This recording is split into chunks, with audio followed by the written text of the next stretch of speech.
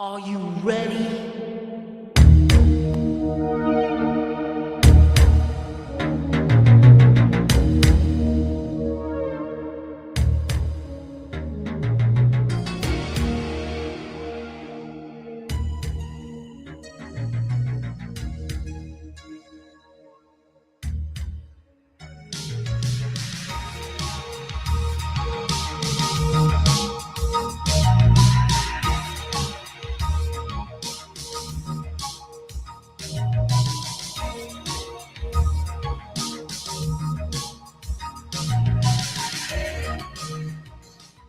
The road to WrestleMania makes its next stop this coming up Saturday, the Elimination Chamber.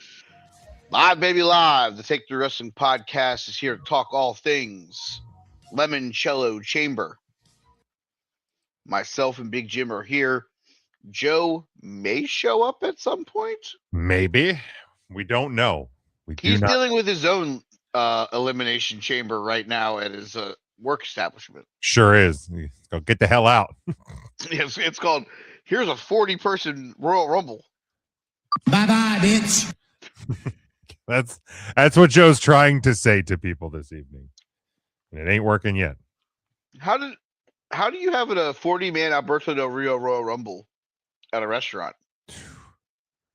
Man, that's the $1 million question right there. I don't think I'd even attempt to make reservations for 40. Yeah. That all just sounds terrible. You're like, you take the phone call, you're like, all right, how many for your reservation? 3 football teams. It's like, no, just Got to put you on a brief hold. Yeah. Just holy shit. Yeah. So we have Elimination Chamber to talk about, obviously. We'll probably talk a little bit more about what's in the box, because that's supposed to be that's revealed. the thing that's happening. We also got the shocking announcement that the phenomenal AJ Styles is the newest member of the WWE Hall of Fame for the class of 2026. He joins Stephanie McMahon as the second inductee in that. Where do we stand with that? Was that a was that? I see they say that it was completely unannounced to AJ. Now everyone's like, oh, they only did that so he wouldn't go to AEW. Am I the only one that's just like, all right, guys, just because they do something as a surprise doesn't mean they did it so that he wouldn't go to another fucking company. Yeah, dude, that kind of stuff, it's just peak dork behavior at this point. I think I tweeted it out on the 3CT Twitter that it's embarrassing that he had to say it, but I love the fact that AJ shut that stuff down like from the jump. Like he was look, like because Gallows and Anderson were backstage at Raw. They said they went back there out of respect to AJ. And apparently Anderson was like, dude, where you heading next? And he's like, I'm retired, my guy. Home. And Anderson's like, what do you mean? Like you're actually retiring? He's like, yeah, man, I'm done. Like my neck's bad.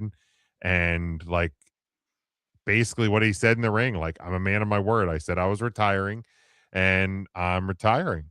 As we get a run in from Joe. Look at that. He's here. What's up? How did you eliminate 40 people from the Royal Rumble that fast? Talent. I'm banging the booker. It's fine. You just walked out and gave him the old Seth Rollins. Bye-bye, bitch. I mean, you gotta do what you gotta do. Exactly. Arrive, stomp, leave. Exactly. Yeah, it's with AJ, like I'm glad that like it just he shut it down. He shut down the rumors from the jump and is like, guys, I'm retired. Like, I'm a man of my word. I said I was retiring. He's been telling us for years when he's done in WWE, he's done. He's told us he doesn't want to drag his career out to where he's not good anymore. Um, and yeah, he's done. Reportedly today, signed a new, um, post in ring career deal with WWE, I guess, to do probably some training stuff at the Performance Center, Legends deal stuff. So good on him, man. Like that, like, yeah, I understand there's some guys that do it into their 50s and whatever, but like, I feel like at least in this generation, AJ's probably like he's one of that like core group that has been doing this super physical style in like a mix of like high flying but strong style and everywhere in between for 20 plus years, man. And he's been doing it relatively injury free. Up until the last couple of years, we got like that broken ankle gimmick, and then Ugh. and it was kind of a neck or a back or something. And it's just like that shit's gonna add up. And yeah, kudos to him for just going out and being done and going home and still collecting a paycheck.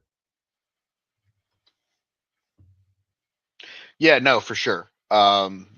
Obviously, we here are happy for him to be the newest inductee into the WWE Hall of Fame.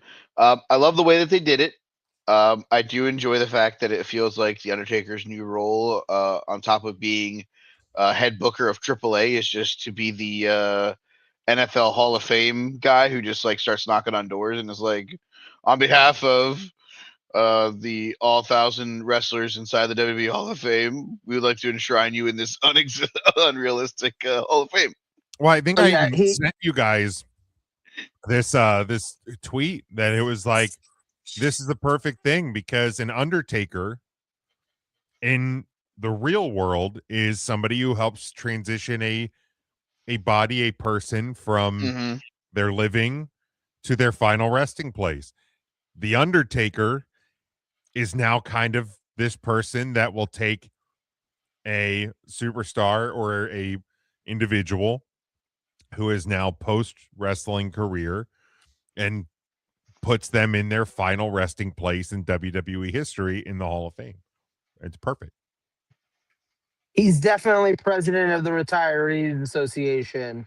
Oh, Like he could tell you the good Tupperware to bring, so you could take leftovers home from especially the with his banquet. glasses he had on. Uh huh. Now, did either of you watch? Were either of you watching live on Monday? I was unfortunately at work. I saw the AJ Styles bit. I saw Okay, that part. That was it. Joe, were you as scared as I was when Mark from Texas goes like is basically doing like the start of that speech, and I'm like, get fucked. They're doing a goddamn match in Vegas. Boneyard It 2.0, it brother. was definitely either they're doing a match or he was trying to get him to work for AAA. One or the other. There was definitely a weird vibe to it. If this had been for next year's WrestleMania, I think 100% it'd have been more likely that it was going to be a match Well, no, challenge. I thought it was going to be for this year's because of how poorly the ticket sales are. I'm like, man, they got to bust the dust off of the goddamn Boneyard match I because mean, they ain't selling tickets. I got real scared yeah. for a second, man. I was like, get fucked. Like, please.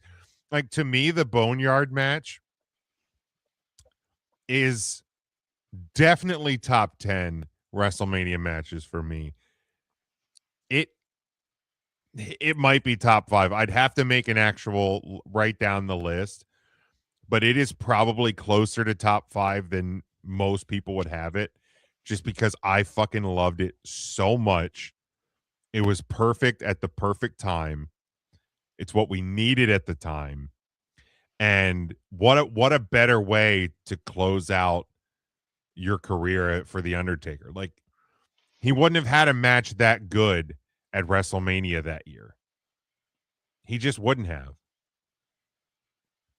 Like I don't No. get I understand how good AJ Styles is, but your AJ Styles couldn't drag that good of a match out of the carcass that was Mark Calloway at that point.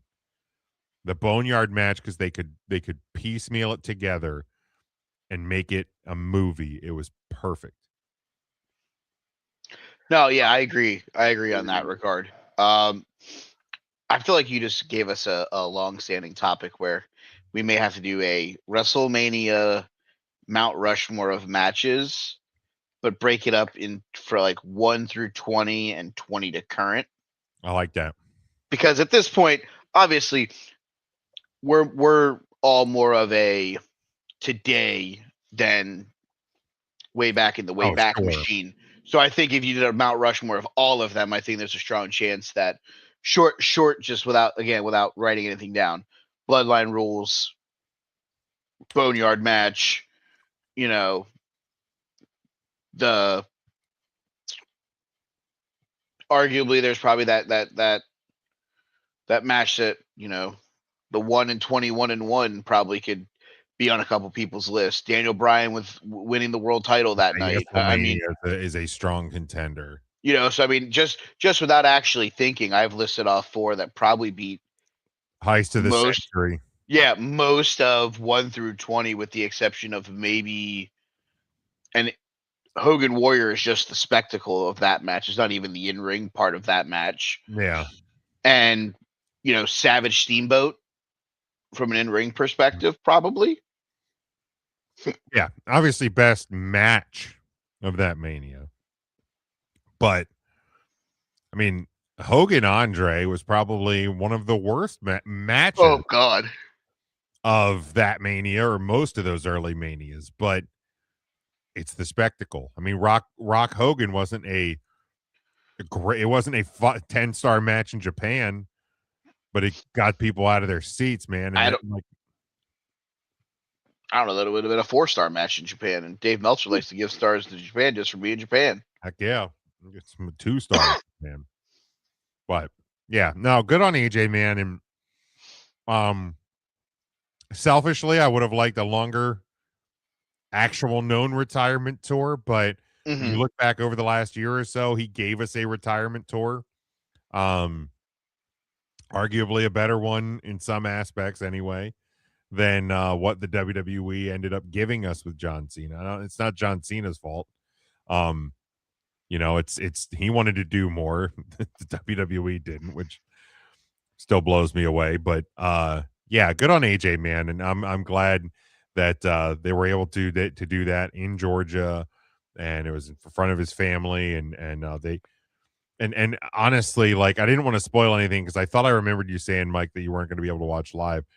But like, as the night was going on and just seeing the number of people that showed up, yeah, for it. I mean, the fact that Gallows and Anderson were there, Kazarian, obviously, Abyss actually donning the out. I'm like, the longer that show went on, and the number of people they showed, I'm like, I think he's done. Like it just started to feel that way because, like, you know, we were speculating, and it could have been a match in TNA, or I still never bought in that he was going to AEW. I never thought for a second that he was going. I'm like, if he's going to go anywhere, I think he'll do a short run in Japan, or he's going to finish up in TNA. Yeah, I would have. AEW didn't make sense. I know the sickos. You want to have all your dream matches of Kenny's and Will Ospreay's and Kyle Fletcher's and whatever, but it didn't make sense. It didn't. And here's the thing. It didn't make sense for AJ Styles. Why would you finish your career in a place that you never set foot in? Like, no, and on paper, one of the dream matches, and let's play the hypothetical game. One of the dream matches that you mentioned, Will Ospreay, he's still not medically cleared from major neck surgery. Right. So is he going to get cleared this year while AJ also has a bad neck? Like come on, man. I mean, would I have loved to have seen AJ Styles, Will Ospreay? Absolutely. Does it make sense right now? Absolutely not. I do have a question for you guys, though. Yeah. Do we think AJ is going to be one of those guys who stays retired? Or do we think in 5 years we're going to be previewing a match between him and Jericho in Saudi. I don't know that he takes the blood money. Oh, I don't want to be the never say never guy. But if there's a guy that I truly believe, based off of the principle of his word, is done, I think it's him. Do you think I we're think- more likely to see Cena wrestle again than we are AJ? That's a great question. To be honest with you, neither one of them wrestle a actual match ever again. Does John Cena have a 10-second win like The Rock did against Eric Rowan in Dallas one year? Maybe. Yeah, I could see something like that. I don't think any of them work more than a 2-minute haha, let me hit my best of moves and pin someone. But then against Stone Cold, I thought the same thing, and that guy wrestled a fucking 20-minute classic with Kevin Owens and a Mania classic. Jerry Yeah. World. I think of the two, I think you would be more likely to get John Cena. Now, I don't think he does the jorts. I think he would do some sort of other athletic attire or gear. But I think it would be more likely to be John Cena, and it would have to be a spot somehow either like tied to a Make-A-Wish, or the company was like desperation mode. Like huge WrestleMania match, not like a title match or something, but you know, Austin, you get Austin Rock for Saudi, and I'm just hypothetically off my head, and Austin breaks an ankle, chasing around one of the cats on his ranch, like a week before, and they need a spectacle match. I think they can call John Cena, and he and Rock have a 5-minute or 7-minute, something like that. Mm-hmm. Ultimately, I don't think either of them does, but I think more likely it would be John Cena. Now, I will say this about AJ Styles. I do think he will remain retired. The only way I think he comes out of retirement is like if either of his sons began wrestling and wanted to have like a match with him as like a tag partner. I could see him, because I don't see AJ being a guy that's like going to let himself get in bad shape. Yeah, he's not gonna like balloon. No, like, so I could see that, but otherwise I do think he is done, because here's the thing, like the match that Austin had, while impressive after the number of years that he had off, wasn't a Matt Classic. Austin was never really a Matt Classic guy. So you could do an Austin match with Kevin Owens in like a brawl fashion, and it's going to be fine. You're not going to get a 56-year-old AJ Styles who hasn't wrestled and had like been in his wrestling rhythm for 7 years come out and give you an AJ Styles match. So I think like that's why it's very unlikely that he wrestles again, because he would almost be like a caricature of himself. Yeah, 57-year-old AJ Styles isn't hitting a phenomenal forearm. He's not hitting a Styles Clash unless Hey, he's he can hit the Styles Clash. Gumby.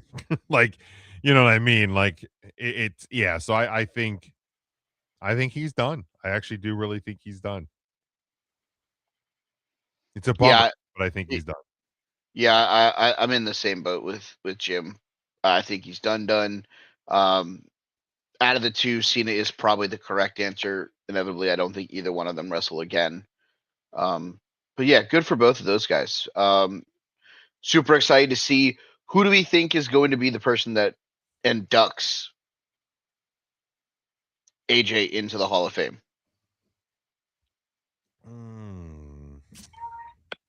Joseph Park.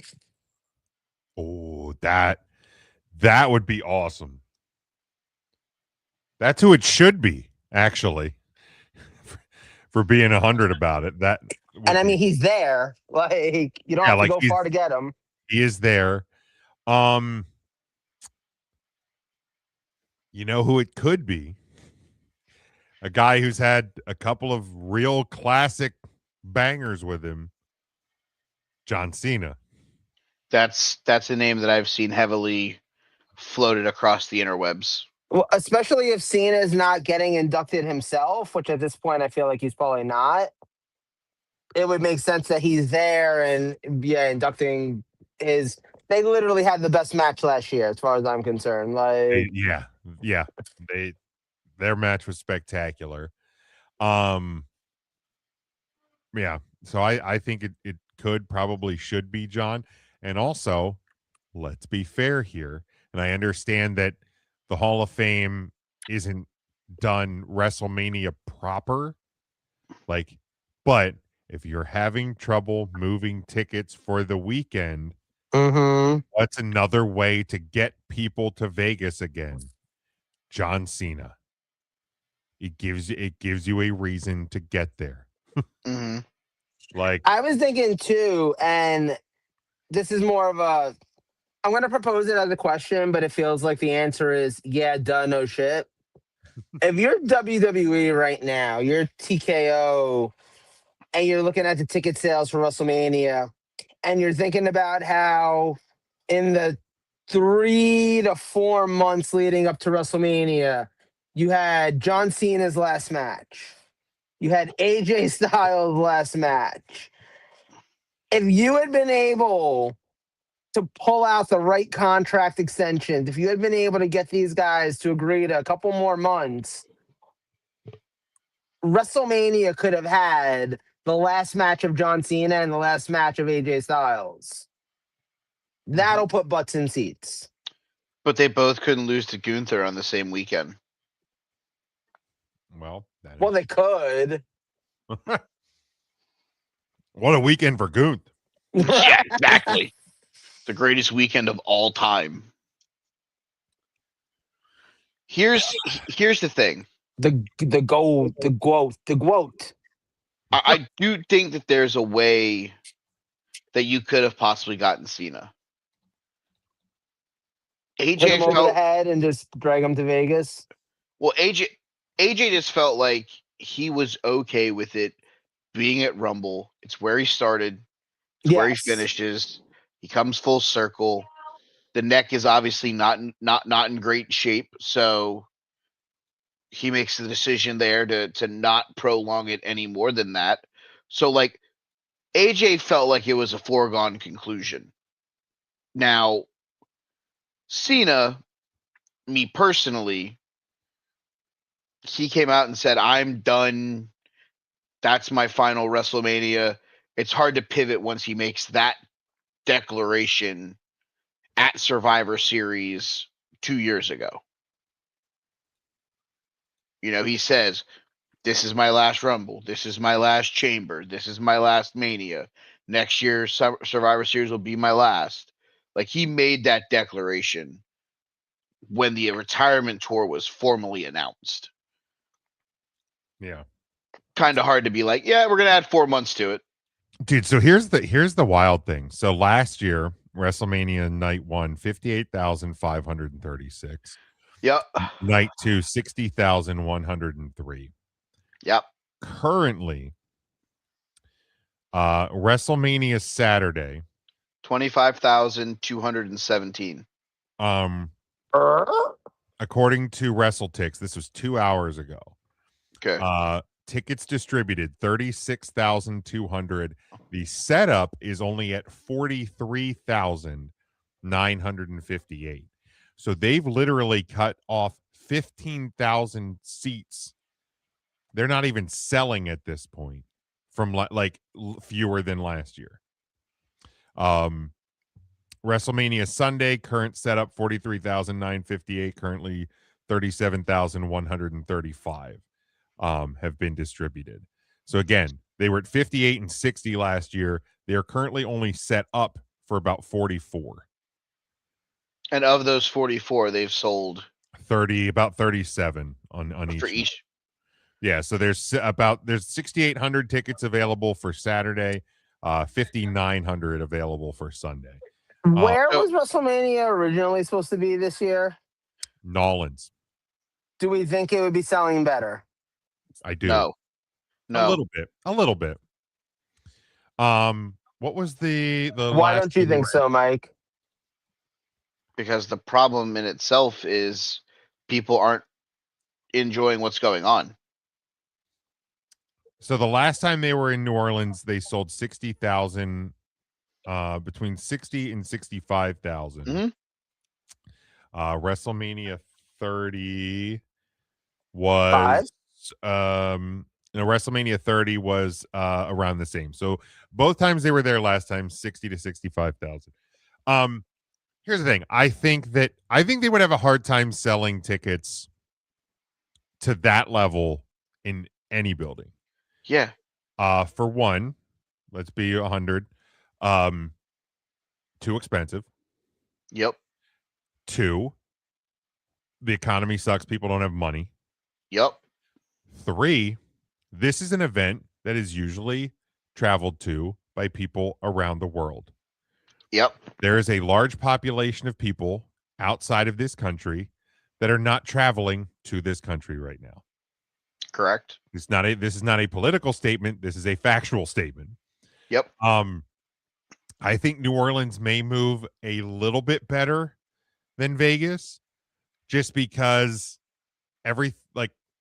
the staying and activities around probably a little cheaper, and even for people within the US, North America, or those that are going to travel in, they were just in fucking Vegas last year. Like, if you're going to spend that money on a trip again for wrestling, you don't want to go bankrupt at a place you just went bankrupt on last year. Like, that's really the biggest problem. The reason the Super Bowl doesn't go to the same place multiple years in a row is because you just did it. You don't want it to feel tired. Everything about the WWE, not everything, but a lot of things about the WWE feel tired right now. I mean, guys who have been to 10 of those, 11 of those things, it was always city oriented also. Like, yeah, we went both times it was in New Orleans. We went both times it was in New York. But let's look at the other city. Both times it was in Dallas. But look at those cities, and you have things that you can do to take up time and things like that. But also, on some of those, we also spent days at independent wrestling shows doing more wrestling until the back half of it, where we were like, wow, we should really probably be going and seeing sites and going and doing things that we probably won't ever do again. If you run it back the very next year in the exact same place, there ain't much tourism to do if you've done it all. So maybe people are like, hey, instead, let's go to SummerSlam in Minnesota, or let's go to wherever they're going to have Survivor Series. If they're going to have potentially Royal Rumble in Miami, maybe there's like, hey, let's save our money and go to Florida in the middle of January and get out of a snowstorm. I mean, I think those are all logical things. Me personally, no, I don't think New Orleans would be selling better. All the reasons why Jim listed being number 1, 2, and 3. Number 4, there just aren't a bunch of people who want to go watch professional wrestling right now if they're not entertained by what's being booked. Yeah. CM Punk versus Roman Reigns will get butts in seats, but I don't know that it'll get butts in seats anywhere when the rest of the card is average at best and tickets are $800 at least. I mean, I'm not the guy who's. I mean, when we had the streak going on, we were going no matter what. It didn't matter what was on the show. I mean, we watched the Miz's head bounce off the concrete inside the Georgia Dome. But we also watched The Rock not wrestle for however many years and blow out every portion of his lower half. Right. It didn't matter. But the problem was you could get into that show for $200. Right. You can't even get into the building for under $4. I wonder if they have that. I mean, maybe you can now because of deals. But here's the other thing. Cheapest ticket available for WrestleMania Saturday is $228. Okay, so yeah, so they've come down a bit. Okay. Resales at $431, which, by the way, you're an idiot if you're depending. Like, that's cheapest resale, so I mean, it could be lower in the arena. Correct. Cheapest ticket for Sunday, $215. You'll be looking at the ant version of Roman Reigns walking to the ring, though, because you'll be sitting on the roof of Allegiant Stadium. So the current setup, if you're looking at like the map of the arena, Okay, it's basically like a poorly sold episode of Raw in terms of like how they're gonna have it staged. So basically, besides the floor, everything hard cam except for like the front corner. So if you're staring at if you're at the ring looking at the hard camera, everything in front of you and everything to the right towards the stage besides the floor isn't even sold. You have the left corner and everything behind you wrapping around the stadium to the stage. So it's basically it's like a TV show. AEW Dynamite. Yeah. And like but I think that also you have to start calculating those seats will end up either being sold or end up being filled in by friends, family, other wrestlers, staff, friends and family of staff. Yeah, they're gonna fill the seats, but they're not selling them. Correct. And guess what? When they say tonight's night one attendance, it'll be 55,000 and night two will be 65,000 because it'll have however many thousand fans that are friends, family, staff, etc. They're gonna get a clicker for every concessions attendant and correct. Don't matter. They're gonna do the first all in London. Whoever walks into this stadium is getting counted. Yeah. Click, click, click, click, click. Well, because the thing is attendance is attendance. That lady's pregnant. Click twice. Exactly. I mean, even the friends and family, they got to scan their tickets to go in. Yeah. Whether they're free or not is irrelevant. That's all they give a shit about. Oh yeah, trust me. I've had free tickets to events. I still had to scan them to get in. Like that's still a ticket. I didn't pay for it, but that's still a ticket. So. You are number one. But yeah, I did see somebody the other day. They were like, wow, WWE really doesn't know what they're doing for WrestleMania. And I'm like, can we stop doing this every year though? Like, first off, they have the night 2 main event locked in. Correct. Punk Roman to me is absolutely night 2 main event. And this was after Raw this week. So I'm like, you have Stephanie versus Liv Morgan locked in. You know you're getting Drew McIntyre versus somebody. Yep. You know you're getting Jade Cargill versus somebody. Yep. They're literally telling you Brock Lesnar is going to have a match. Open challenge. He's on the show. He is on the show. They're telling you Dominic Mysterio is going to be doing something. You know Becky Lynch is going to be doing something. More on that later. Like, you know, like, yeah, Dom Mysterio is going to be doing something. Like, also, we are 50 days away, and we literally have a pay-per-view this Saturday that has implications for both the World Heavyweight title, the Women's Intercontinental title, and will lock up the final 2 main events. And also, with 50 days left, you still have over a month of TV. You know what happens if you lock the card 50 days out? Those next 6 weeks of TV don't mean dick.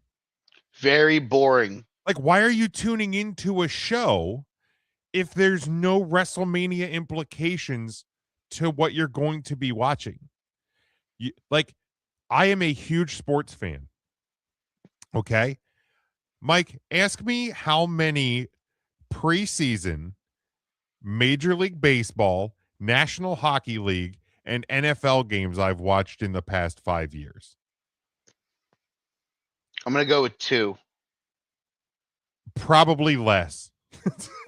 Like, I love these sports, but I don't give a shit if they don't mean anything. If TV doesn't have any implication on it, nobody's gonna watch. So you need to give them something to tune in for. So you can't lock the card 50 days out. And you also can't, because even if you lock the card, somebody's going to tear their goddamn bicep on Monday Night Raw. And then that's going to change everything again. So can we stop with this? Also, or if we're going to do it, at least get mad that AEW is still booking matches for All In London the Wednesday before the show. Because it happens in every wrestling company, because they have to give you the illusion that things are still happening days before the show.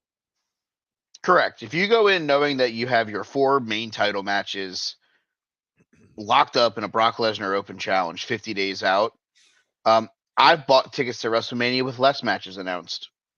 Yeah. I'll also say, I heard something. Paul Heyman put out there was an interview with Paul Heyman. Paul Heyman goes, I might be the only one here, and maybe this is me in my old school way, was everyone's yelling at the board because it's, let's book WWE in Las Vegas. Let's book this WrestleMania. I'm already sitting here yelling, what are we doing for Saudi Arabia? Yep. Trying to plan that out, because if you're planning that out, then you can start going, okay, if the goal is Roman Reigns versus The Rock on one of those nights, okay, so that's obviously may not need a title involved. So does Roman Reigns need to be in the world title picture? If the answer to that question is no, then who do you have Roman Reigns trickle down and fight at WrestleMania this year in Las Vegas? Like, there's all these things that you could be doing to simplify things as well from the behind the curtain thing. But yeah, like last year, the Florida Panthers advanced to the Stanley Cup Finals on May 28th. Yep. The Edmonton Oilers advanced to the Stanley Cup Finals on May 29th. Yep. Game 1 of the Stanley Cup Finals was June 4th. You mean the National Hockey League only booked the main event 6 days before the main event happened? What the fuck are they even doing? Who booked this crap? Like, the National Football League every year books the Super Bowl 1 game before the Super Bowl. They don't book it in week 1. Well, They the Super book it Bowl, at the end. the Super Bowl, they cut. Think they do. They at least book the date. They do. They book the date. You're right. And WrestleMania booked the date. WWE Correct. booked the date for this. Well, they booked the date for WrestleMania 42 twice, but that's a whole different bag of tricks. But yeah, they booked this date a while ago. The Super Bowl has booked the date for multiple years out. Correct. And the National Hockey League is soon going to tell us when the Stanley Cup playoffs and when the Stanley Cup finals are going to start this year, because they know that already. Mm-hmm. The thing they don't know is the people doing it. Correct. So, like, just like the WWE, they don't know who's doing it yet, or at least it's what they tell you, TV, blah, blah, blah, blah. They probably know most of it. But come on, people, like, play along. It's a TV show. Wrestling's a TV show. Oh, yeah. And, when you start talking about, the dates and booking stuff out, let's, and I hate to compare the two, but this is what we do on this show. Sure. Revolution takes place March 13th Mhm. from wherever the fuck it is. I don't even know where the fuck it is. I think it's in California, because they're using the Lakers colors again. I'm gonna look it up real quick while I ramble on about this. March 15th. Oh, March 15th. I'm sorry. Got my days mixed up because I wasn't looking at a calendar. That's on me. Hand up 2 accountability. weeks from this Sunday, by the way. At the Crypto.com Arena in beautiful Los Angeles, California. Beautiful this time of year. Can you tell me with a straight face the fact that this past Wednesday's episode of Dynamite, we locked in the stipulation for MJF versus Adam Hangman Page? We're 2 weeks out. They have 3 matches announced for this show. There's going to be 47 matches. Right. I was going to say that, like, the card for Revolution is probably going to have more matches than the card for WrestleMania. There's 3 of them announced so far. Right. MJF versus Adam Page, where if Page loses, he'll never be allowed to challenge for the AEW World Championship ever again. Stupid stipulation. Womp, womp. Can't wait for Swerve to cost him after what Swerve said on Wednesday night. Yep. FTR versus the Bucks of Youth for the 93rd time. John Moxley versus Konosuke Takeshita for the Continental title in a title that normally has a time limit that's not going to have a time limit because the last time these guys wrestled, it was a draw.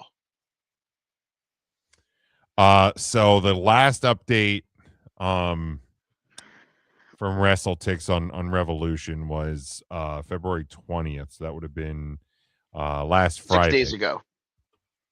They were current setup 10,137. They sold 9,300.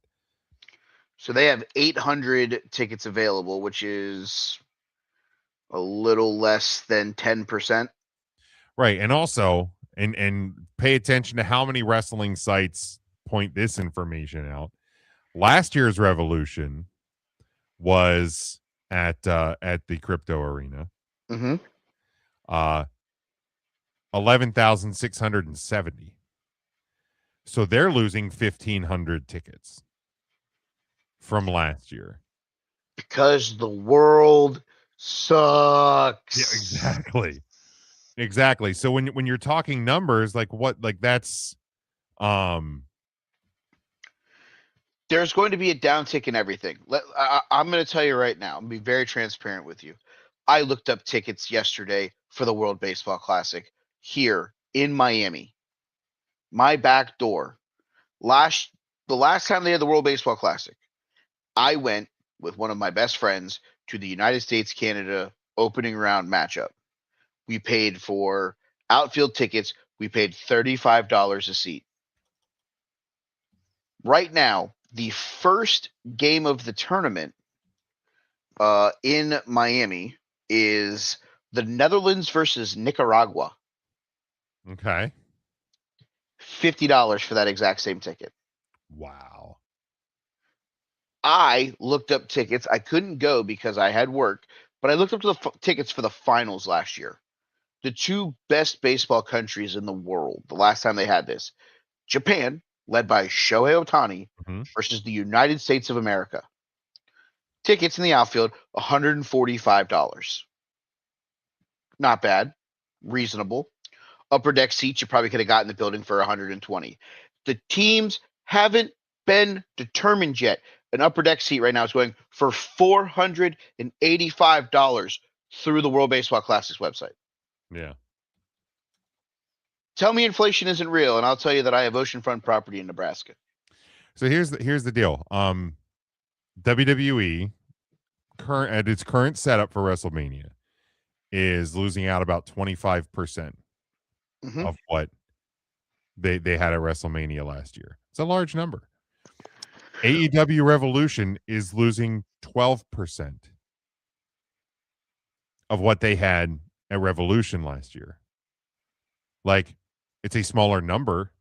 It is a smaller percentage, but it's half of the percentage amount that WWE is losing. And this is a company that everybody's telling me is the hottest in wrestling and is on a heater. And I'm not debating that creatively or whatever, like AEW seems to be on a heater more than WWE. I think that's factual. Yes. But like, let's also keep it 100. AEW one of its bigger pay-per-views of the year to year in the same building, which, okay, like ironic that people are criticizing the WWE. Like, you've gone back to the same place for Revolution 2 years in a row. You're going back again, all in London, for the third time in 4 years. But you're losing almost 13% of the people that went to that show a year ago. So maybe Not great, Bob. And remember, you're the company that's affordable to go. And you're still losing 13%. Like, maybe at least some of what the WWE is experiencing with WrestleMania isn't a WWE problem. Last night was the first night of the NHL was back after the Olympics. Yep. The Capitals played the Flyers.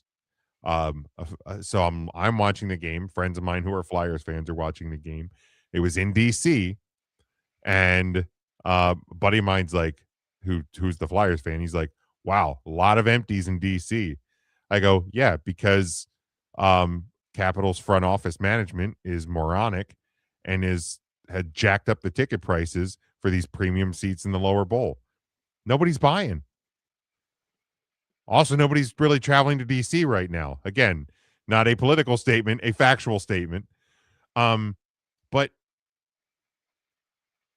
economy's tough, man. That's the reality. Like, I saw people like in my town on their town's Facebook page, because everybody has one, complaining about home insurance prices have gone up 30% this year. Well, yeah, because when everything else is more expensive, if something happens to your house and it has to get fixed, guess what? It's going to cost more. Where do you think that goes? Insurance. Car insurance is more expensive. Why?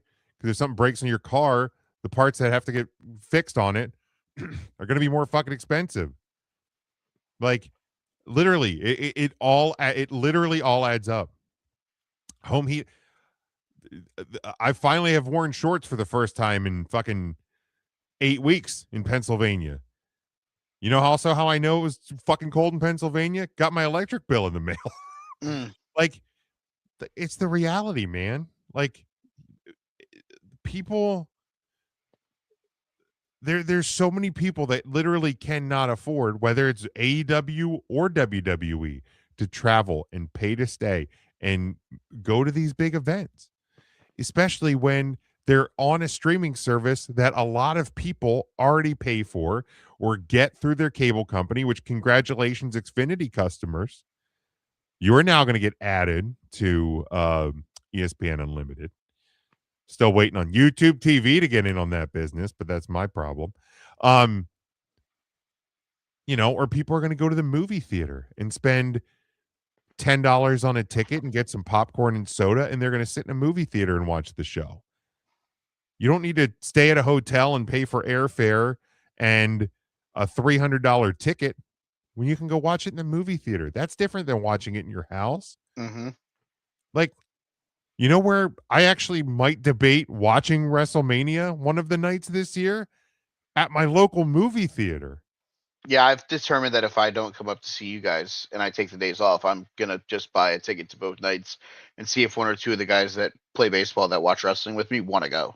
Yeah, like one night, the 3CT crew and possibly Mike will go to Matt's house. And then the second night, people will either come to my house or maybe we'll go to the movie theater. Like, and then, movie theater and diner. That sounds like a good day. But yeah, like, people are going to get more creative, and some of that creativity is just not spending huge amounts of money on wrestle trips. Yeah, you're not wrong.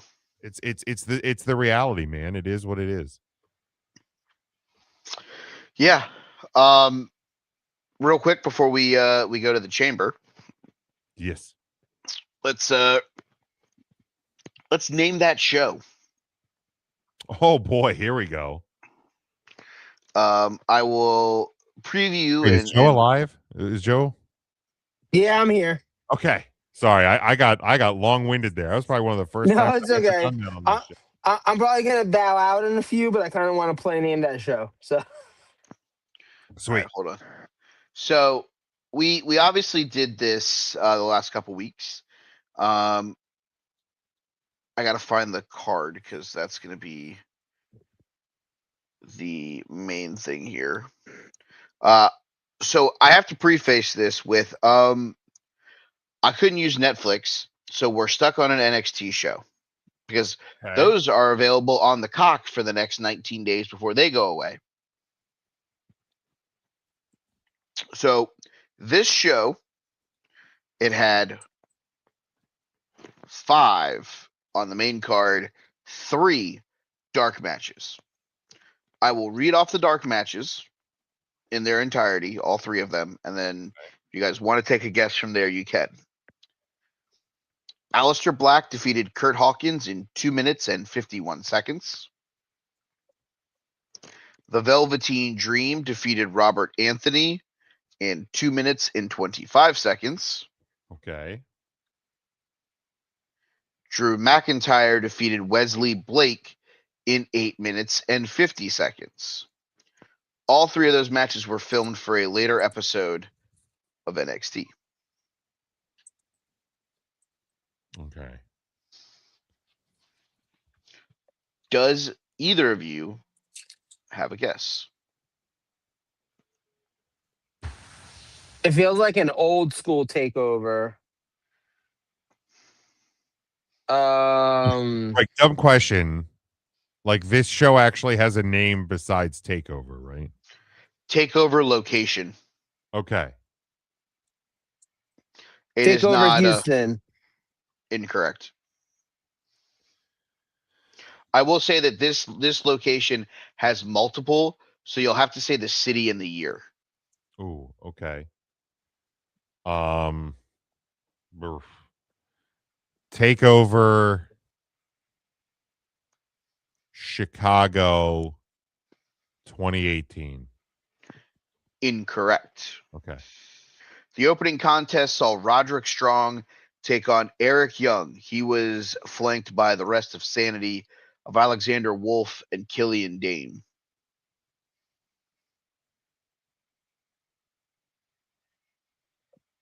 Wait, it was Eric Young versus who? Roderick Strong. Sorry, my phone went off.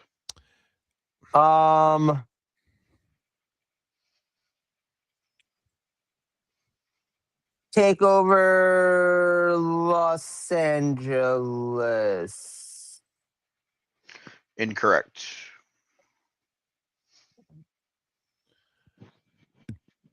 Takeover New Orleans 2018.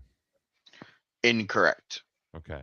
Here's a question. If we get the city but not the year, will you tell us we got the city? I will give you the year, but not the city. Gotcha. The co-main event of the evening.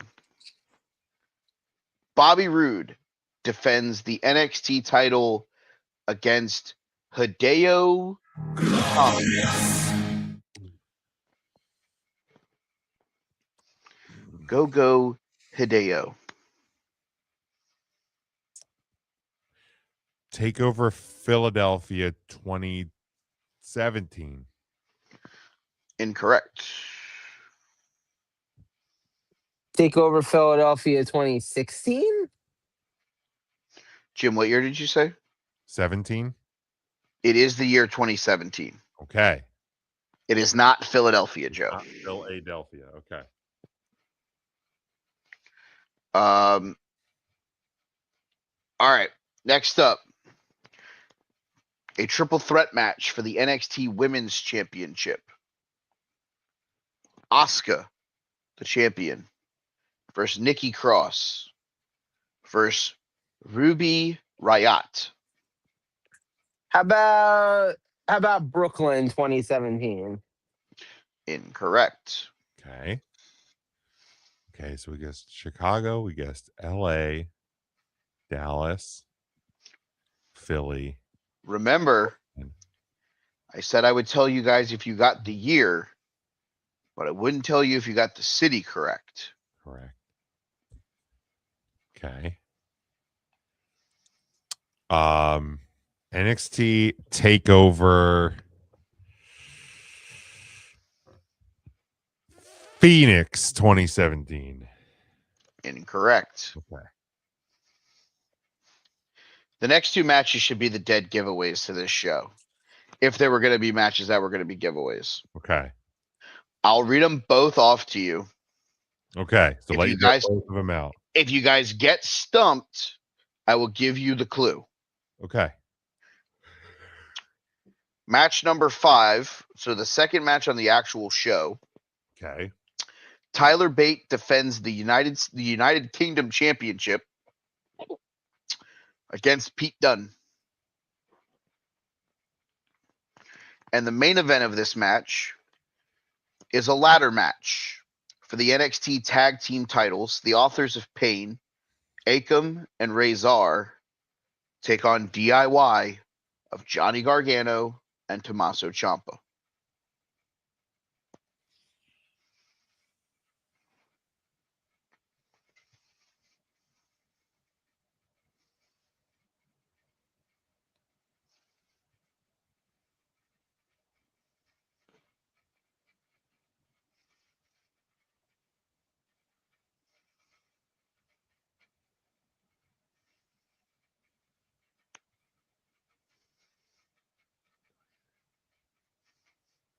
They're both doing math for those of you sitting at home.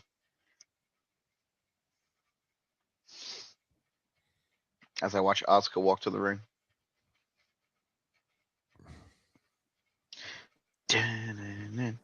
Orlando 2017? Incorrect. Joe, did you hear the last two matches? Yeah, can you hear me?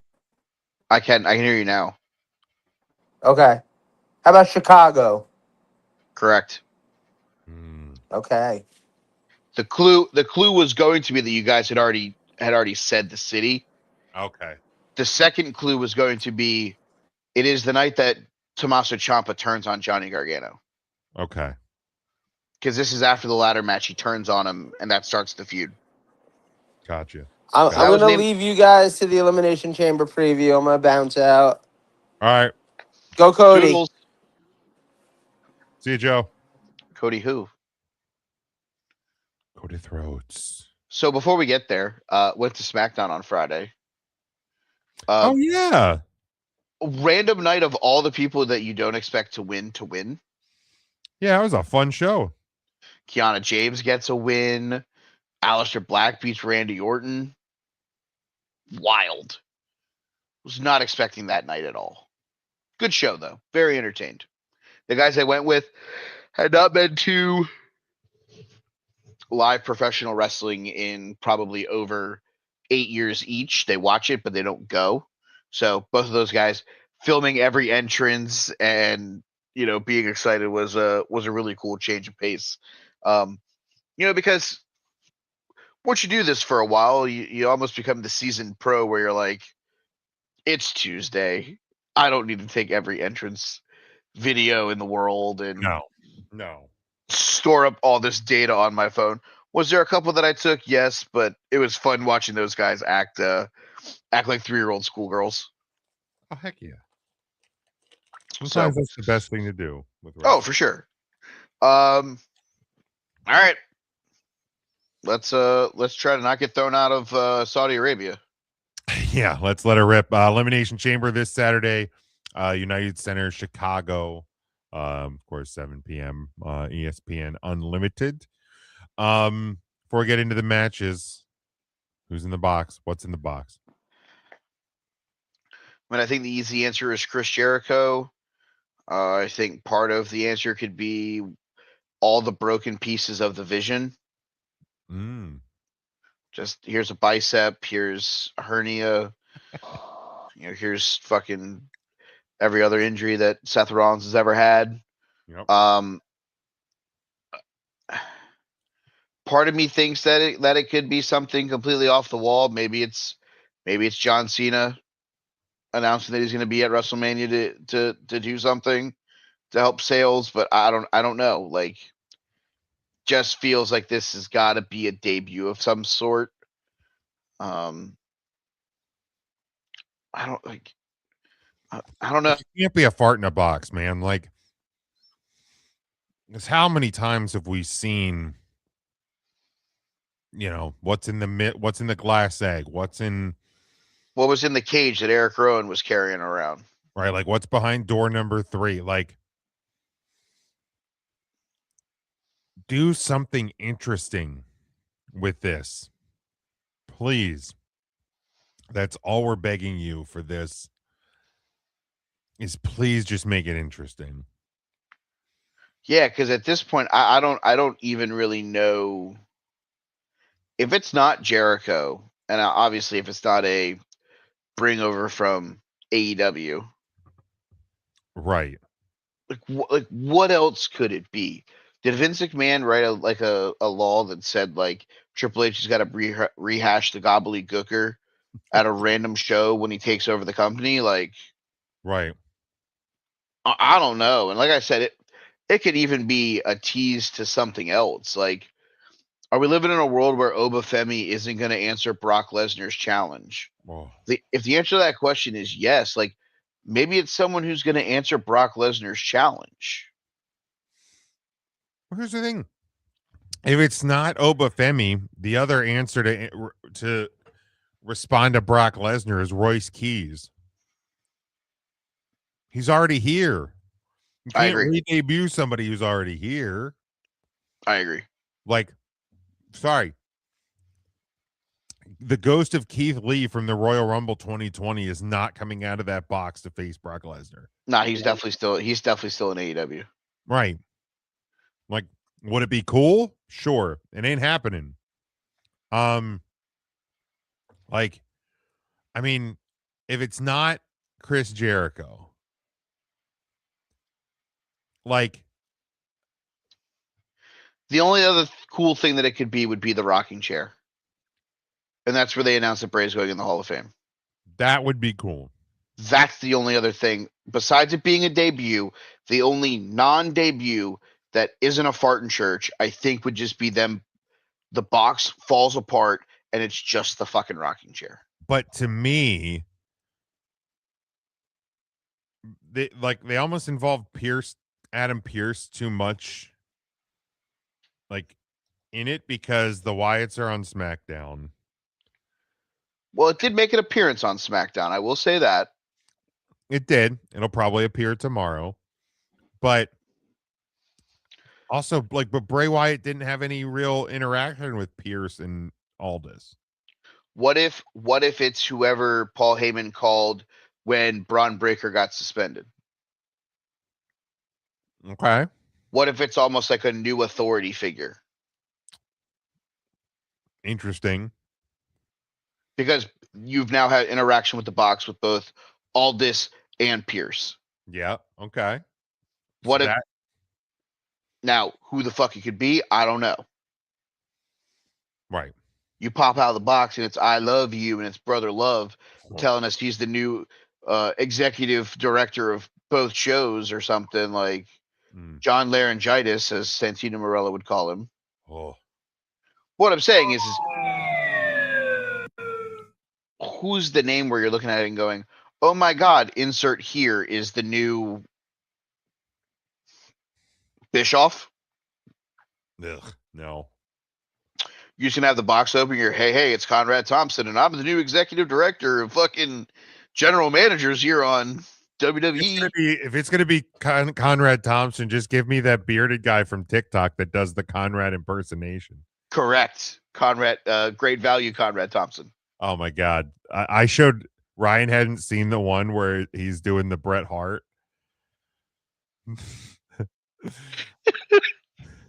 Hey, Bret. How are you? Well, I was doing great, Conrad, until I went to the grocery store and the cashier's name was Bill. And then I got real pissed off.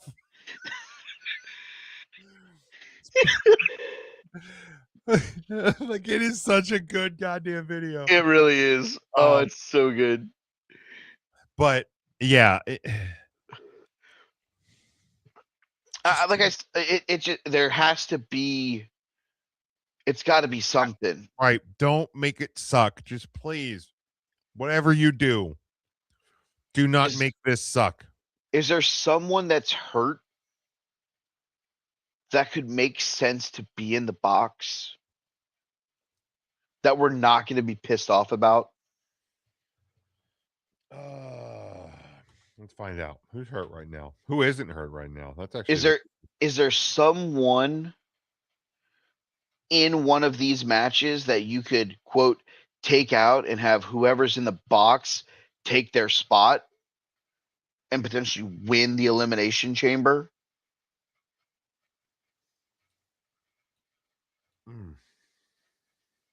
No.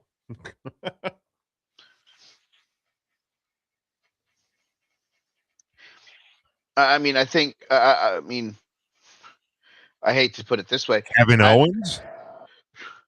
I mean, if he somehow got cleared and he's in the box, that's just as good as Jericho. So here's the injured superstars. Again, thank you to the SmackDown Hotel for Braun Breaker, Bronson Reed. They ain't coming out of the box. Nope. Elton Prince, not coming out of the box. No, definitely not. He may never come out of the box. That's also very factually correct. Sadly. Kevin Owens also may never come out of the box. Very factually correct. Noam Dar, not coming out of the box. Who? Noam Dar. Who? Exactly. Seth Rollins, probably not coming out of the box. Probably not, but if it was him and he was the one to answer Brock's challenge, would not hate it. Wouldn't hate it, but we've been down the Seth Brock. Correct. I'm just saying could live with it because Sure. he gets his hands on someone associated to Paul Heyman. Sheamus, no thanks. I mean, he just had major shoulder surgery. I don't think that's in play. And Xavier Woods, so probably not. No. So we got like nine guys that it could be. Yeah. And there's nobody on the women's side. Unless it's Bianca Belair, but she just had finger surgery. She literally just had finger surgery. Adriana Rizzo, Bianca Belair, Chelsea Green. But Chelsea's like a new injury, so she ain't coming back. Yep. Roxanne Perez, but she's been around, so it's not going to be her. Piper Niven, not coming out of the box. No. Zoe Stark, not coming out of the box. Nope. So it ain't a return. What if it's a debut besides? What if this is like one of those guys from Mexico coming up to the roster full time? What if we're importing El Hijo del Vikingo via box? I don't think that It gets a pop in Chicago, but it's not anything the internet will fucking be happy about. right. The internet will shit all over it. Chicago will pop because Chicago's a good wrestling city. Well, you're right. We talked about that on last week's show. Chicago will pop for almost anything. Yeah, Chicago will play along. You know, if that box opens and it's the ghost of the Undisputed Era, Chicago's going to go fucking crazy. If that box opens and it's Pat McAfee, Yeah. which could be in play because he's now done with his college game day stuff. Right. Chicago will cheer. Chicago will do the dance with Pat. They'll have a great time with it. Sure. The internet will be like, this is the dumbest thing I've ever fucking seen in my life. Myself included. So, I mean, that's what I'm saying. Like, Chicago will play along. Chicago will play nice, especially because they're getting the gift of having CM Punk and AJ Lee in title matches in their home city. Right. But for the love of God, please don't let this be a fucking fart in church. That's all I ask. That's all I ask. All right. Let's look at the matches. 4 matches on the card. Singles match for the World Heavyweight title. CM Punk defending against Finn Balor. Instead of who wins, what's the percentage Finn Balor wins this title? In reality, Yeah, real answer. negative 75 million. Yeah. There's not a fucking chance, man. If he wins the title, it's because Punk gets hurt in the match and calls an audible himself. Yeah.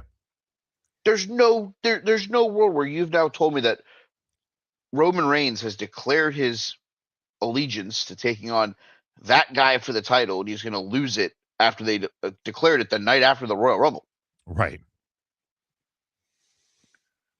So now here's a dumb question. Okay. Hypothetically speaking, Yep. Finn Balor wins the title. Yeah. Is Roman Reigns' match against CM Punk, or is Roman Reigns' match for the title against Finn Balor? I believe he takes on Finn Balor for the world title. Okay, I do too.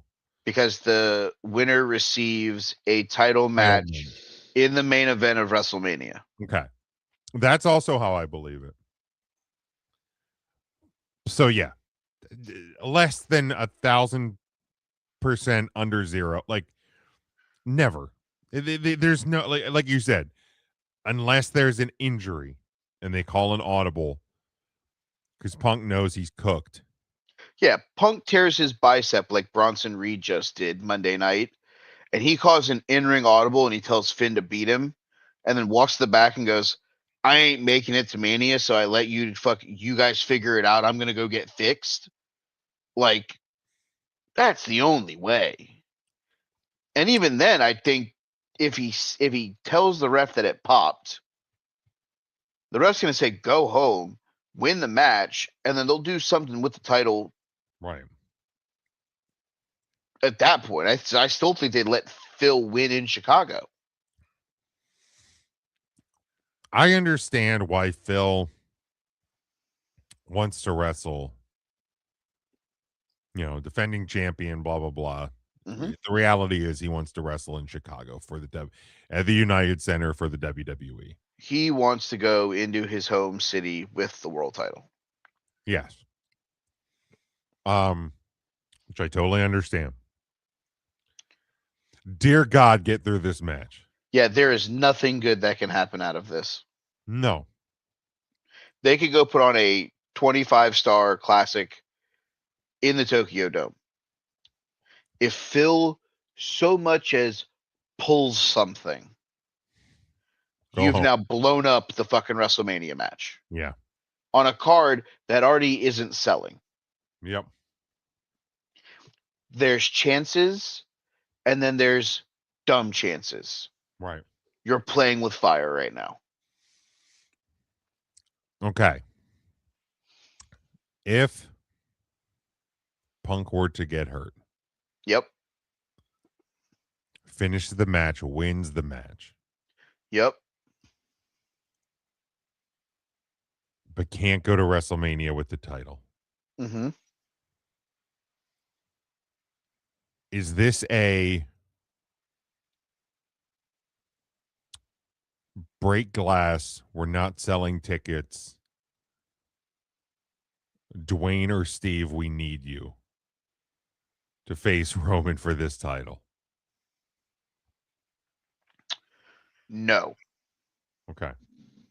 Because I think what you do is I think you legitimately then make it a multi-man match. Maybe you make that the WrestleMania ladder match. Okay. You put the losers of the chamber. Ooh, or in a hypothetical world, say the men's elimination chamber finishes the night. Punk opens, tears his ACL. I mean, I hate to be that guy. I hate to Sure. be, but something that it means he has a 0.0% chance of Right. making You're not WrestleMania. rehabbing this in a month. No, oh look, you hurt your elbow a little bit. All right, put some ice on it. We'll reevaluate you in a week. Fine. Bicep pop, like Bronson Reed. You're out the next 4 months. You ain't making it back for WrestleMania no matter what. You know what you maybe do then? You have the doctors go do their stuff. You announce we're up in the stakes. The Elimination Chamber is now for the WWE Championship. The winner of that match fights Roman Reigns at WrestleMania. Yeah. Something like that. Like maybe you up the stage there. So you don't have to do the multi-man match at WrestleMania because you already got it built in right here. Well, and maybe this will be once we see the dust settle. Mm-hmm. Maybe this will be a topic for next week. But like, if tickets don't start moving, does the WWE start making some more desperate phone calls? But we'll table that. Okay. Because you have some guys who could probably move tickets that are in shape. Do you need to do it now, or are you going to only do that for the Saudi Mania next year? The Saudi Mania that most of the tickets will probably already be distributed to people in the country. Right. Yeah. All right. Yeah, Punk winning easy that one. Does Dominic cost Finn? Yes. Does that mean that Finn gets jumped out of the Judgment Day on Monday night? Yes. So we think Liv and Dom stay heels inside the Judgment Day. Finn is the one excommunicated? Or is it Dom costs Finn, Finn gets pissed, kicks Dom out there now, sympathetic. Man, that's such a hard call because Liv is the heel against Stephanie. 1,000%. But she could stay the heel and try to get Finn and Dom back on the same page. She could. But I feel like that'd be taking away from the build up to that match.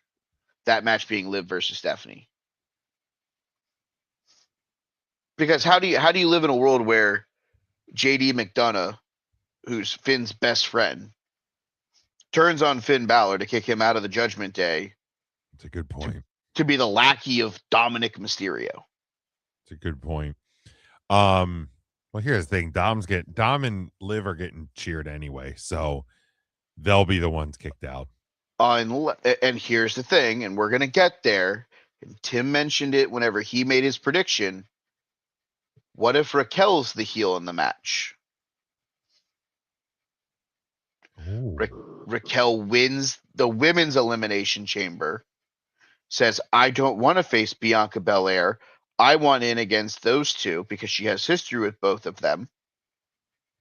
Liv eliminated her from the Royal Rumble. You've already mentioned it. Liv is getting cheered. Dom is getting cheered.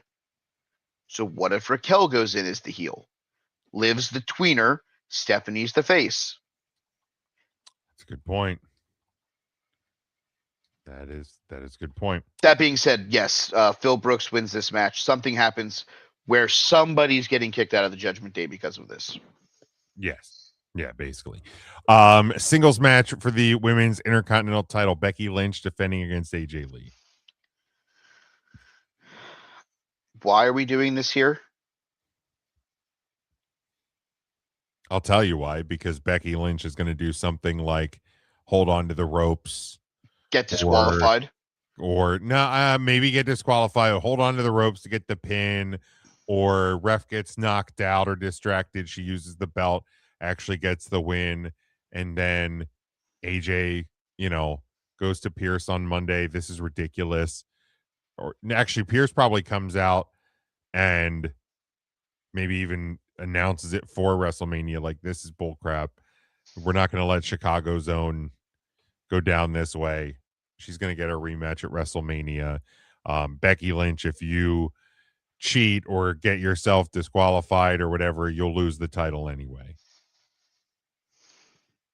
At Mania. I would be interested to see what happens with who's the referee of this match.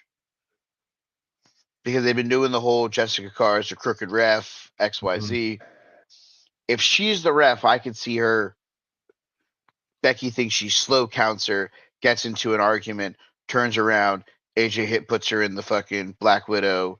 She taps, wins the title. The rematch happens at one of the nights of WrestleMania that way. I just don't understand. Like, Chicago wrestler wrestling in Chicago, part 2. Right. Right. Yeah, I think Becky walks out here. I think AJ will win at Mania. Okay. Elimination Chamber for a shot at the WWE Women's Championship at WrestleMania. Tiffy Time, Rhea Ripples, Alexa Bliss, Asuka, Kiana James, Raquel Rodriguez. I said it on your guys' show, 3CT earlier tonight, that if Lash Legend and Nia Jax win the women's tag titles, because Bianca Belair is not going to be available for this, this feels like the Rhea Ripley spot. Then I started thinking about some things. Jade Cargill and Charlotte Flair had the interaction that they had Friday night at SmackDown in Fort Lauderdale. And then Charlotte lost her qualifying match to Kiana James. So what if Tim is right? What if this is Raquel? What if this leads to Raquel interjecting herself in the Stephanie Vaquer Liv Morgan match, and then we still get Charlotte Flair versus Jade Cargill?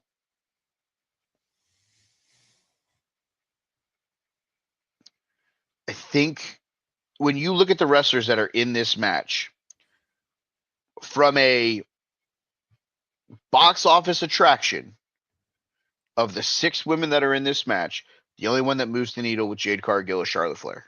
I'm sorry, not Charlotte Flair, Rhea Ripley. Yeah.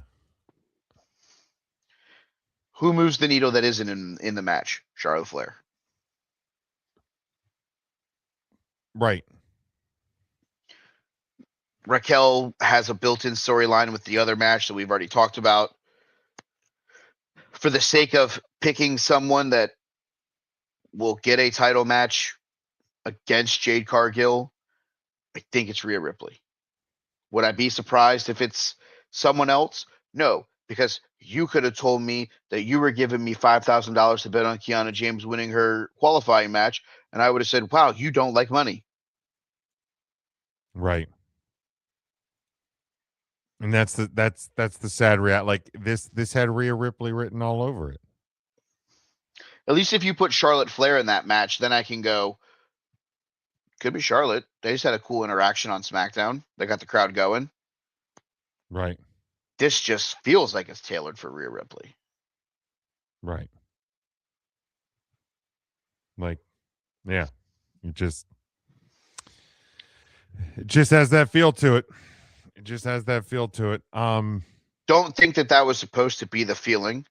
I think the real feeling again was that they were hoping that Bianca Belair would be healthy. Right. Or that Naomi wouldn't have gotten pregnant. I think both of those options were real options that they would have preferred. Oh, yeah. You know, I mean, I guess you could say we could run back Tiffany Stratton.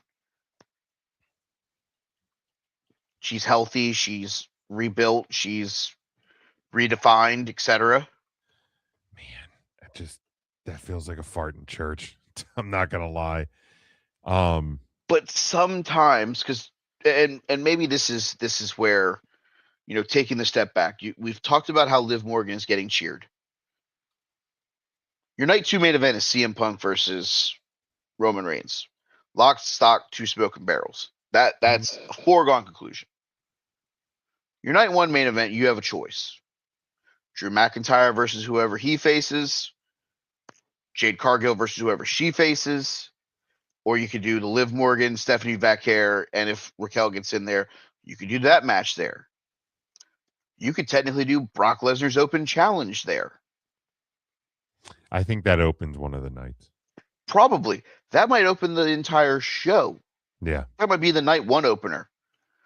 But here's what I'm saying. Out of those matches that I just mentioned, which match feels the least like a WrestleMania night one main event? Jade Cargill versus whoever wins the Elimination Chamber. Yeah. Maybe it doesn't need to be a home run. Maybe if it is pee-pee poo-poo, then it's a match that happens on the show. Well, that's true. We got to fill matches somewhere. Not everything is going to be the slam dunk main event. You got 2 main event spots. You got 2 opening spots. You got 4 marquee matches. If Jade Cargill versus Tiffany Stratton is a better version of their first match that goes 12 minutes and Jade doesn't botch it up, it's a success. True. Especially if you're just trying to kick the can down to figure out when Bianca Belair can get healthy.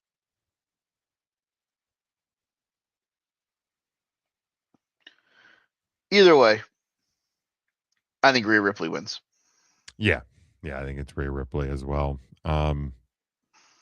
I do like the idea of Raquel either winning and either inserting herself into the women's world or like saying like F you, I'm gonna go win my title over here, you bitch.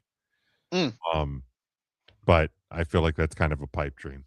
Elimination Chamber match for a shot at the undisputed WWE Championship at WrestleMania.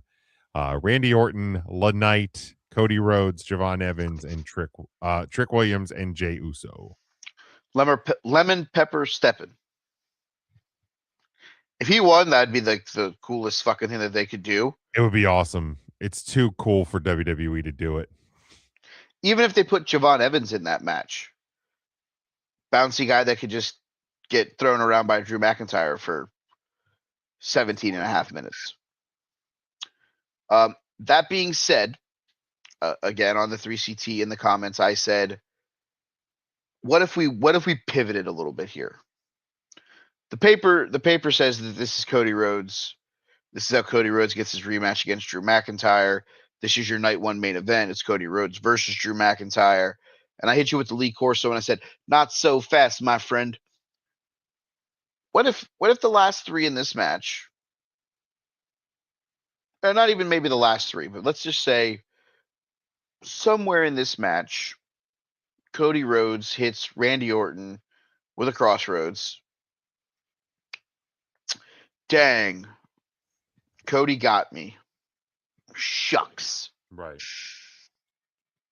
RKO out of nowhere. Trick hits him with the double knee, the running knee. Cody Rhodes gets eliminated. Oh my God, Cody Rhodes is not going to fight for one of the titles at WrestleMania. Oh look, Randy Orton versus Cody Rhodes just became more important than Jade Cargill's title match. You're not wrong. Randy Orton, who we've talked about on this show, back end of his career. Yeah. Probably doesn't have many of these left in him. This, could be his last one. So what if it's Cody? That would be cool. What if it's him versus Cody and you have heel Randy going into that match? I love it. And then you can do something that has needed to be done for months, if not years. There was one guy during the Tribal Chiefs run, not named Cody Rhodes, that people truly thought when he had his interaction could beat Roman Reigns. It's time to crown the megastar. L.A. Knight. Yeah. You have him eliminate Trick Williams to win the Elimination Chamber. You have him go into Las Vegas. There's not a person that had, and spoiler alert to the people who haven't watched Unreal Season 2. Go watch it before WrestleMania because they do the Money in the Bank, and LA Knight misses a spot. And if there is not a person that's harder on themselves for the missed spot that happens in that match than that guy right there, I don't know of anyone who has been. So the fact of the matter is this. It's time to crown the megastar. We've talked about how good he is on the microphone. We've talked about how good he is in the ring. He hasn't had the opportunity to hold the title because they've been held by guys who are on the biggest stage of their careers. Well, guess what? You pivot Cody Rhodes into something else. You got Phil and Roman on the other side. You got Drew McIntyre, who needs someone to go lick for lick with him on the microphone. Who's the best guy that's left in this match? It's LA Knight. And it's not even close. Give me LA Knight to win the Elimination Chamber. Give me LA Knight to walk into night one WrestleMania Las Vegas. Hopefully have the moment that Drew McIntyre had 2 years ago in Philadelphia, even if it was short-lived. That crowning moment that finally lets the fans know he is a megastar. Yeah.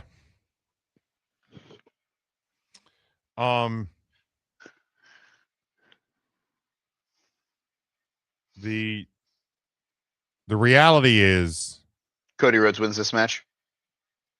yeah, like the reality is it would be awesome if this were Randy Orton, LA Knight, Javon Evans, or Trick Williams.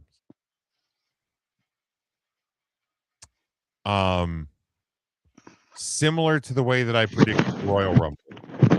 I gave you a list of names that it would be really cool if it was any of these people. And then I gave you two names that there would only be two names that would realistically happen. That's Cody Rhodes and Jey Uso. And let's run that back. Right, let's run that back. Let's be fair. Cody Rhodes is winning the Elimination Chamber. Yeah. And that in a nutshell is part of what is wrong with WWE at the moment. Because right, wrong, or indifferent, they haven't understood that what felt cool and important at WrestleMania 39, hell, at WrestleMania 38, at 39, and at 40, meaning Cody Rhodes, white meat babyface, holding a title, a Rhodes main eventing WrestleMania. Like, you have beaten this to death. 4 years, one way or another, Cody Rhodes is getting a shot at or defending the WWE Championship. Rhodes must pose, brother. Right? Like, come up with something interesting. Like, Randy Orton would be the least interesting of those four options, but it would be more interesting than Cody Rhodes or Jey Uso. The correct answer for this question is LA Knight. That is the correct answer. But the actual answer is Cody Rhodes. Yeah. I agree with that. I definitely think that's like, let's just run back a match that we saw on a fucking SmackDown from Germany. Yeah, 3 stages of hell, and then like, come on, man. Come yeah, on, I'm out. Paul. Come on. That's what I'm saying. Like, let's if we're gonna do this, and I get it, you want Cody in a high profile match. I get it, understand it. Him versus Randy Orton is pretty goddamn high profile. Yeah. Let them do their thing, and please, for the love of God, let one of these other guys take on Drew McIntyre for the world title. Whether that person goes on to beat Drew for the title he's irrelevant to the conversation. Like Punk and Taker told us at WrestleMania 29, you can have a high-profile match at WrestleMania without it being for a title. Correct. 1000%. And I hope that's the same thing that happens here, because I get it. Cody must pose, brother. But Cody can pose opening night 2 in an absolute instant classic against his mentor. I think that works just as well. I think that's just as good of a match and just as good of a spot for Cody Rhodes. Because here's the deal. Since he's come back, it's all been high profile. Seth Rollins open challenge for the title, win the title, defend the title. Title, high profile. Right. And I get it. He's now your quote, your new John Cena. But even John Cena didn't main event every WrestleMania. Right. Hogan didn't even main event every WrestleMania. Yeah, look at WrestleMania 8 against Sid. Exactly. I don't care if that match was on last. That wasn't a main event. That wasn't a main event. Hogan must pose, brother. Yeah. And you had to bring out the skinny carcass of the Ultimate Warrior to get people to cheer. Wrestlers of the week? Yeah, let's do it. All right. Let me bring up the spreadsheet so I can write these down. Because it is the end of the month of February. Oh, snap. It is. So I will be sending you guys the updated list of nominees. I will give you the floor to start this bad boy. Yo, man. Goes out like a champ. Hometown. Hall of Fame. AJ Styles. AJ Styles, Hall of Fame. Obviously, I felt like that was the easy pick. I'm gonna go with Miles Bourne, the new North American champion. Yeah, that hurt me a little, didn't it? Yeah. Motherfucker. Well, hold on. That one wasn't the only one that hurt you. Zarya turning on Sol Ruka didn't do you any favors. Yeah, it didn't help me either. I had a bad week. Jasper Troy losing the speed title in a triple threat match didn't help you any. Man, I got fucking steamrolled this week. I think you only got 1 point this week. Yeah, that sounds about right. I got fucking worked. But you did get points from the new NXT Tag Team Champions. You're goddamn right I did. Give me them. Vanity Project, baby. Brad Baylor, Ricky Smokes. I'm intrigued by those guys. To be honest, I haven't watched them. I need to remember that I can watch NXT on Tuesdays now. Almost said Wednesdays. Brad Baylor. Now that I'm not doing anything else. Yeah. So I had it on at work because the CW is programmed on our TVs. So I had it on. I wasn't able to watch the whole thing, and obviously I had no volume, so necessarily wasn't the easiest thing for me to follow along. But yeah, very fun from what I got to see.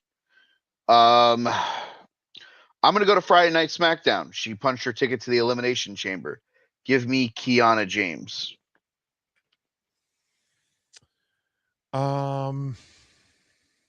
Let's see. Last one for me here.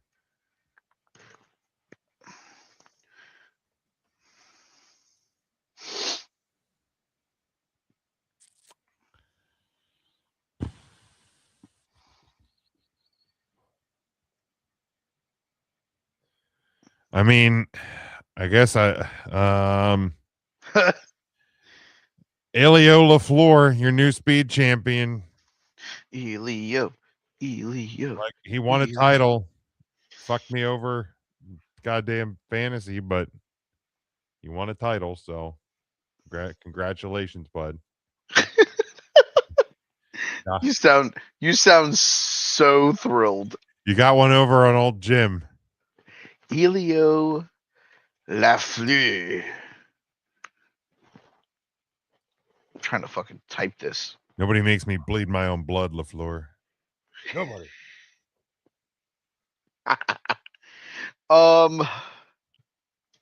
Man, I don't know, because like I could take the cheap answer and say JC Jane retained her title, but let's be real, that was because I'll say, of did she really? that was because Zarya fucking finally turned on Soul, which felt like that's been coming for about 3,000 fucking days. You know what? Fuck it, let's do it. Give me old Jet Set Rodeo. They retained the World Trios titles on Collision. Paige, Knight, Mike Bailey defeated the Demand. There you go. Jet Set Rodeo. That's a great team name. It's a fantastic team name. Even if Mike Bailey is a known foot pervert. Fucking foot pervert Mike Bailey. Speed Bags Mike Bailey, known foot pervert. Fucking pervert. For those of you that don't listen to the 3CT show, Jim hates feet. They're gross. They're so gross. He hates feet. He does not hate birds. I do not hate birds. Love birds. If you listen to 3CT, they'll make you believe that he hates birds as well. They're a bunch of liars over there. Liars, crooks, and smoke.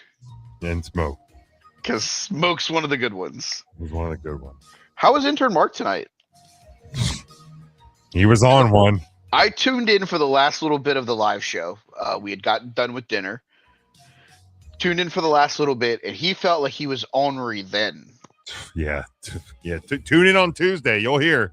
Oh, boy. Fucking Mark. He's fucking on one. Good Lord. That guy. He's unreal. All right, plug away, sir. Yeah, fun one over there. This week, obviously, we talked AJ Styles. We talked Elimination Chamber. Talked a little Brock Lesnar. Tuesday show coming up. We talk slang words. Oh, boy. Popular slang words and the Rock and Roll Hall of Fame inductees. So check that out. Huddle Up, still on a break. If you're a Stranger Things fan and you've finished the show, go check out the new discussions with the Nobody. Matt and Ryan from 3CT joined me. We talked about the show as a whole, the season 5 quote unquote controversy. We talked some what ifs and unanswered questions, and we ran a play-in bracket and then a 32 character tournament to determine the best character in the show Stranger Things. So go check that out. I'll have to listen to it. If Mike makes the finals, I might have to come through the screen and punch both of you. Guess you're just gonna have to listen. You can follow the show at Take the Number 3 Wrestling. You can follow me at They Call Me Burn. I will tell you this: while Huddle Up may be on a brief sabbatical for vacation, 5 burning questions are making a return because it is not just going to be a football-related show. It's going to be a all-sports-related show. We're getting ready to kick off the World Baseball Classic. There you go. So I will come in and I will talk about the 4 pools and the 5 teams that will be representing them. And I will then make my formal prediction on who I think will win the 2026 World Baseball Classic. That'll be out next week as the World Baseball Classic starts next Friday over in Puerto Rico. Puerto Rico. Until then, we'll be back next week to talk the fallout from Elimination Chamber and what the road to WrestleMania looks like now, right here on the Take 3 Wrestling Podcast.